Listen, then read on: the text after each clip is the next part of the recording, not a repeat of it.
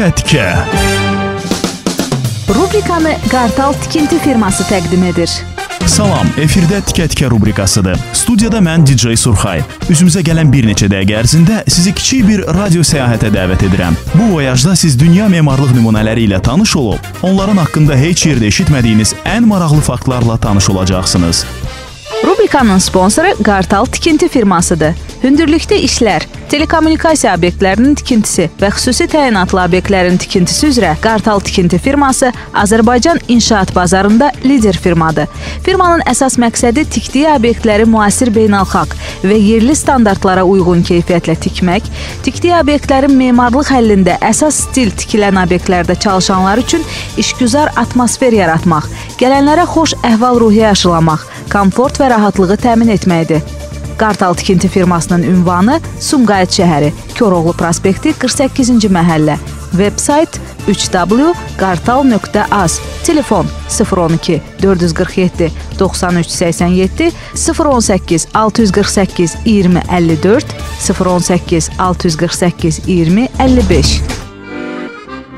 Yəqin artıq bildiyiniz hardayıq. Tamamilə doğrudur. Bura Parisdir. Tanıdığınız 100 insandan Parisi simvolizə edən bir şey haqqında soruşsanız, onların hamısı eyni cavabı verəcək. Eyfel qülləsi.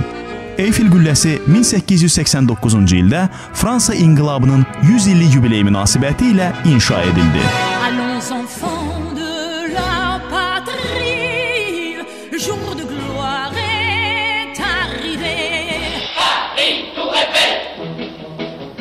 Güllə 1889-cu ilin ümumdünya sərgisinə hazırlanmış nümunə idi və fransız mühəndisliyi, texnologiyasının möhtəşəmliyini bütün dünyaya nümayiş etdirməli idi.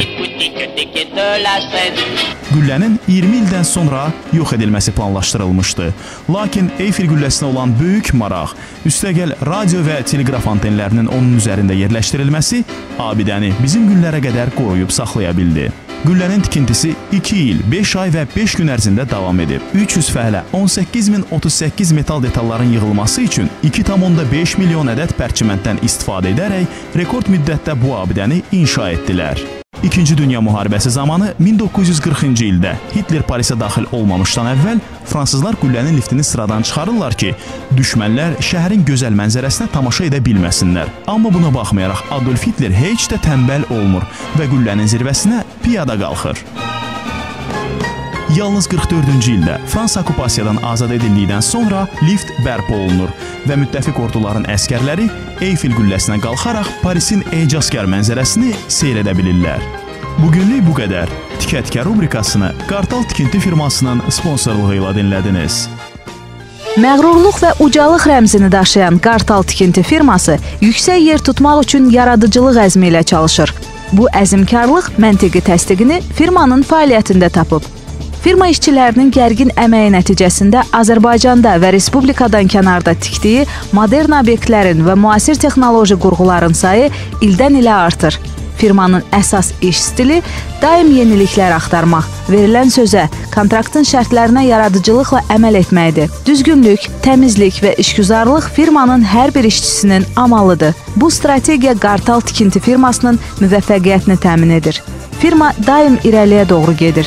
Tikdiyi hündür qüllələr kimi firma da yüksəlir. Bu yüksəkliyi bacarığı, gücü və amalı ilə təsdiqləyir.